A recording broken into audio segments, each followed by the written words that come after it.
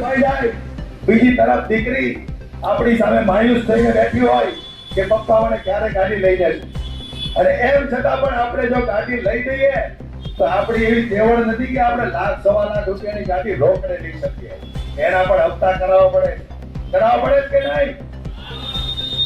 તો દોસ્તો આ લોકોએ આપણને એટલે હદ સુધી કંગાળ બનાવી દીધા છે કે 30-35 હજાર રૂપિયાનો એક મોબાઈલ લેવો હોય તો એમાં પણ આપણે હપ્તા કરાવવા પડે છે, 40-50 હજાર રૂપિયાનું ટીવી લેવું હોય તો એમાં પણ આપણે હપ્તા કરાવવા પડે છે, અને એ લોકો મોટા મોટા મહેલોમાં રહે છે.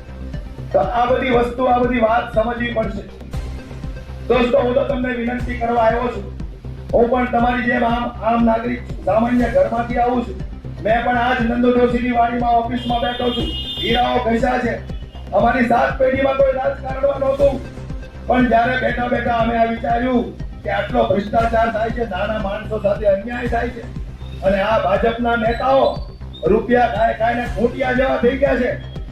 એના ઘમંડ આવી ગયું છે, અભિમાન આવી ગયું છે કે અમને કોઈ તોડી નહીં શકે. પણ હવે આમ આદમી પાર્ટી આવી ગઈ છે. આ પહેલો સબૂત તમને એ આપું છું કે આમ આદમી પાર્ટીને જોઈ અને ભાજપના નેતાઓ ગલીએ ગલીએ દોડતા થઈ ગયા છે.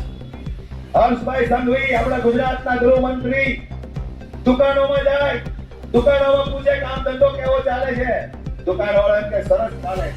હવે દુકાન તમે જોઈ હોય તો એકદમ સામાન્ય નાની એવી દુકાન ઉપર પતરા નાખેલા. તમે એવું માનો છો કે આ ગૃહમંત્રી એ લોકોની નોંધ લેવા ગયા હશે? માનો છો તમે એવું કે મત માંગવા ગયા હશે?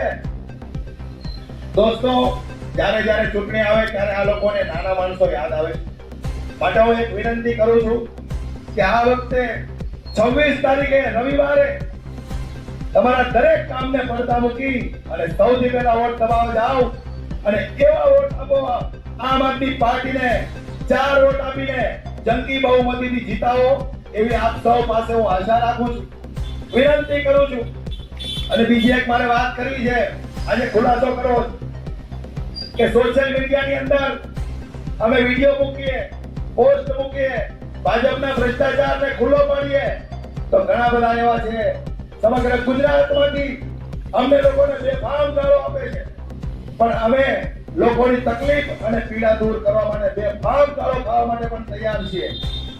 અમે લડીશું, પાછી પાણી નહીં કરીએ. પણ એવા લોકોને મારે એક સવાલ કરવો છે. અહીંયા કદાચ ઉભા હોય તો સાંભળજો, અને ન સાંભળો તો વિડીયો એના સુધી પહોંચાડી દેજો કે તમે અમને ગાળો આપો છો, અમને કોઈ તકલીફ નથી, પણ તમારી અંદર એવી તાકાત છે કે આ સુરતની અંદર ગલીએ ગલીએ, નાકે નાકે, ખૂણે ખૂણે દારૂ, ડ્રગ્સ, ચરસ, અફીણ આ તમામ વસ્તુઓ મળે છે. તો પૂછો તમારા ગૃહમંત્રીને કે આ બધી વસ્તુ ક્યાંથી આવે છે. પૂછો તમારા મુખ્યમંત્રીને કે આ બધી વસ્તુ ક્યાંથી આવે છે. ત્યાં ન પૂછીએ કે કોના લોકો બહુના ફાડી નાખે, એ તો અમને જ ગાળો આપીએ કે બાકી ન્યા સવાલ કરે તો બહુડા ફાટી જાય, એને ખબર છે. પણ અમને કોઈ તકલીફ નથી, કોઈ પીડા નથી. હજારો ગાળો આપો, અમે જનતા માટે લડવા માટે મેદાનમાં ઉતરાશ. અમારા છેલ્લા શ્વાસ સુધી અમે લડતા રહીશું, અને જે દિવસે તમારા આશીર્વાદ અમને મળશે અને અમે અહીંયાથી છૂટાઈને આવશું, અડધી રાતે અમને કોલ કરજો.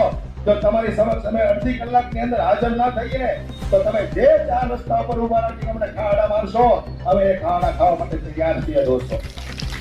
પણ આ વખતે એક વખત ઝાડુનું બટન એવું દબાવો કે 4 વોટ ઝાડુને, અને પછી નીચે પીળું બટન ટીકો મારી દેવું દબાવો કે મશીન ભલે તૂટી જાય, બીજા મશીનની વ્યવસ્થા કરી દે. પણ ઝાડુનું બટન એવું દબાવો કે ગાંધીનગરમાં બેઠેલા અહંકારી મંત્રીઓ, નેતાઓને એમ થવું જોઈએ કે સુરત આખામાં, ગુજરાત આખામાં આમ આદમી જીતે કે ન જીતે, પણ વોર્ડ નંબર 6 માંથી આખી લીડ આખી પેનલ બહાર નીકળતી દેખાય છે. દબાવશો કે નહીં? લોકોને મત દબાવશો કે નહીં? એક વખત બે હાથ ઊંચા કરીને મુઠ્ઠીવાળાને બોલો કે આ વખતે સુરતમાં આમ આદમી પાર્ટી ઝાડુ એક જ ચાલે.